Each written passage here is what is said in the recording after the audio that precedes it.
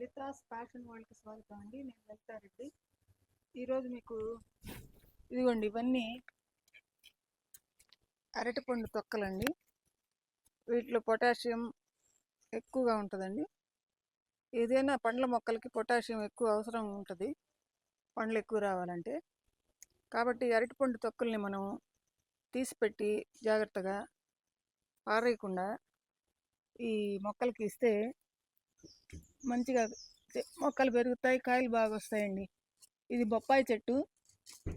దీనికి మనం ఈ అరటిపళ్ళ తొక్కుల ఎరువు వేద్దామండి. ఇప్పుడు చూడండి, ఇట్లా మట్టి తీసేసి కొంచెం మట్టి తొలగించి దీంట్లో ఇట్లా పెట్టేసేయాలండి. తర్వాత మట్టి కప్పేసేస్తే